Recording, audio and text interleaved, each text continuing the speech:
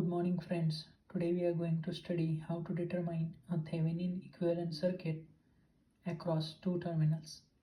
So let's take an example. Here we have a circuit where we have a E as a battery voltage. We have two resistors R1 and R2 and we have two terminals point A and point B. The question is determine the Thevenin equivalent circuit between terminals A and B for the circuit shown below.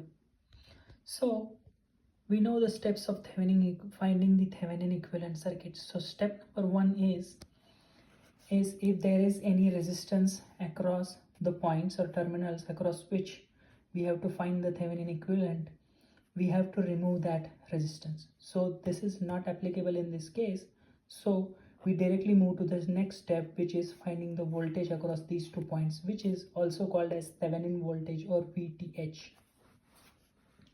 So Thevenin voltage VTH is equal to basically it is the voltage across this R2 resistor, and we know voltage division rule is voltage across this resistance is equal to this resistance divided by addition of these two resistance, which is R2 upon R1 plus R2 into the supply voltage or the total voltage.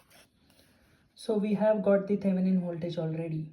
So as I discussed, let me state this one more time. Since we do not have a load resistance or RL here already, it has already been removed. There is no need to do anything here. We just calculate the voltage VAB, which is Thevenin voltage also, which is also marked as VTH. And it is found out through voltage division rule, which is VAB, which is voltage across R2 is equal to R2 upon R1 plus R2 into E. In the same case, let's say if we wanted to find out the voltage across R1, then we would have written it as R1 upon R1 plus R2 into E. Only change R2 by R1, but here in this case we need only VAB or voltage across R2. Therefore, this is the equation. What is the second step? In the second step, what we do is we replace battery E or any voltage sources with a short circuit. This is very important. So if you have a voltage sources in a circuit, just short circuit them.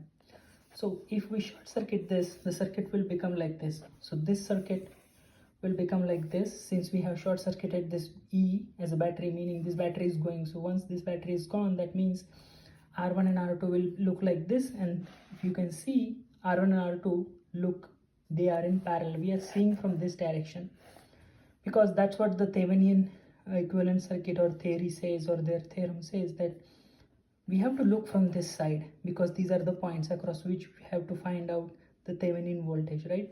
So R1 and R2 is in parallel, so we know the equivalent resistance when these two are in parallel, which is R1 into R2 divided by R1 plus R2. We are looking from here and we are finding equivalent resistance across A and B. So that's why internal resistance Ri is equal to R1 parallel R2, which is R1 R2 upon R1 plus R2. Finally, we have to draw a Thevenin equivalent. So always Thevenin equivalent circuit will consist of internal resistance in series with a voltage source. Very important, voltage source in series with the internal resistance. And where these values come from? So in the first step, we calculate the Thevenin voltage, right? So that will be the voltage here or battery or the voltage source. And what is the Ri or internal resistance? We calculated in this step for step number 2, which is this.